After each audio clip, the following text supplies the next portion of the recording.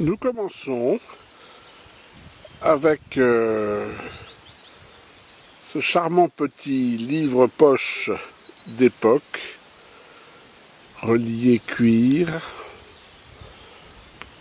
d'un ouvrage important de Jean-Jacques Rousseau. Un ouvrage sur l'éducation, l'Émile, où évidemment il parle des rapports avec la nature. Et ce qui est très important, c'est qu'à partir de la fin du XVIIIe siècle et au XIXe, où l'industrie se développe, on a ainsi des penseurs qu'on peut considérer comme pré-écologistes qui vont repenser nos rapports avec ce qu'on a appelé la nature. Rappelons que, d'ailleurs, que ce mot n'a aucun sens dans beaucoup de langues. Et disons quelques mots de Rousseau dans les rêveries du promeneur solitaire. Cet herbier est pour moi un journal d'herborisation qui me les fait recommencer avec un nouveau charme et produit l'effet d'un optique qui les peindrait d'heureux-chef à mes yeux. C'est la chaîne des idées accessoires qui m'attache à la botanique. Elle rassemble et rappelle à mon imagination toutes les idées qui la flattent davantage.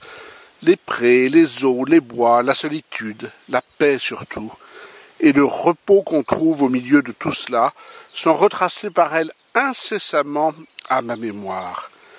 Elle me fait oublier les persécutions des hommes, leur haine, leur mépris, leurs outrages, tous les maux dont ils ont payé mon tendre et sincère attachement pour eux. Autre personnage, un savant, très oublié, mais réellement important, qui est Lamarck. Et nous avons ici sa botanique en 1789. Dont on peut considérer qu'il est d'une certaine manière pré-darwinien. Et puis un immense personnage, Humboldt, qui est un personnage international, qui est allé sur différents continents et qui a fait cette œuvre, Cosmos, essai d'une description physique du monde, qui est une œuvre totalisante. Il est proche de Goethe, il va avec un Français, Aimé Bonpland, faire l'inventaire et la description naturaliste des Amériques.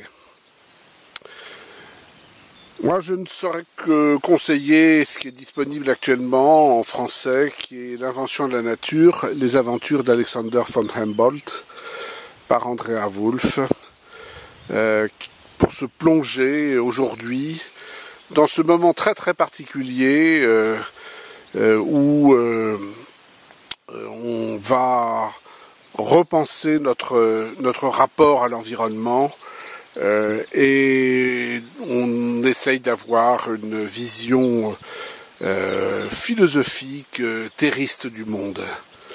Et puis comme contre-exemple, ce contre quoi ces personnes agissent, eh bien le film Métropolis, qui lui est au contraire la métaphore de la grande ville, de la robotisation des individus, immense film de Fritz Lang.